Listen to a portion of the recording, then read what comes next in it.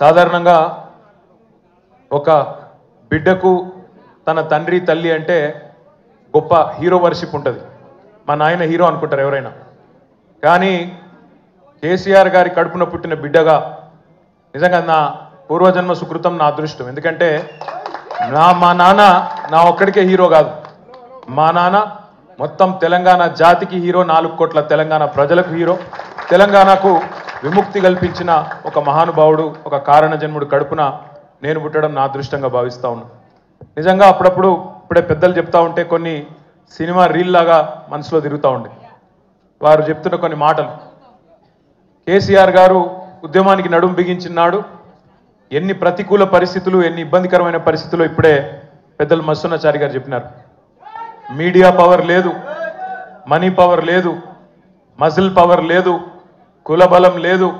ఉన్నదల్లా ఒక్కటే గుండె బలం, జనబలం. దానితోనే ఆనాడు 25 సంవత్సరాల కిందట పార్టీని పెట్టిన తర్వాత ఎన్ని దెబ్బలు, ఎన్ని అవమానాలు, ఎన్ని రకాల ప్రతికూల ఫలితాలు ఇప్పుడే హరీష్ రావు గారు మేము గంట వివరంగా చెప్పినారు.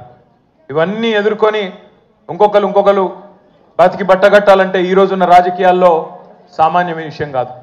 కానీ తాను తెలంగాణ అనే స్వప్నాన్ని తెలంగాణ ప్రజల తరఫున స్వప్నించి ఒక కలగని ఆ తర్వాత 25 సంవత్సరాలుగా ఈ రాష్ట్ర రాజకీయాన్ని శాసించి అల్టిమేట్గా సావు నోట్లో తలబెట్టి తెలంగాణను సాధించిన కారణ జన్ముడు మన నాయకుడు కేసీఆర్ గారు అనడంలో రెండో ఆలోచన ఎవరికి కూడా లేదు.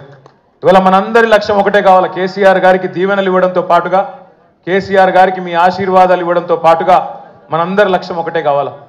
గత 14-15 నెలలుగా రాష్ట్రంలోని ఏ మూలకి పోయినా, ఏ ఊరికి పోయినా, ఏ పట్టణానికి పోయినా, ఏ మనిషిని ఒకసారి ఇట్లా కదిపినా, ఆటో డ్రైవర్ కావచ్చు, రైతన్న కావచ్చు, ఒక తమ్ముడు కావచ్చు, ఒక చెల్లె కావచ్చు, ఒక ఆడబిడ్డ కావచ్చు, ఎవ్వలను కదిపినా ఇవాళ ఒకటే మాట వినబడుతున్నది.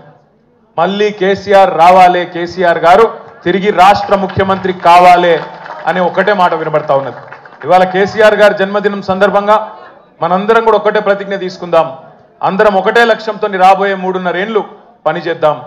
ఒకటే ఒక్క లక్ష్యం, మళ్ళీ తిరిగి ఏ కేసీఆర్ గారి వల్లనైతే ఈ తెలంగాణ సాకారమైందో అదే కేసీఆర్ గారు తిరిగి ముఖ్యమంత్రి కావడమే లక్ష్యంగా అందరం 60 లక్షల మంది గులాబీ దండు ఆయన కుటుంబ సభ్యులందరం కూడా కలిసిమెలిసి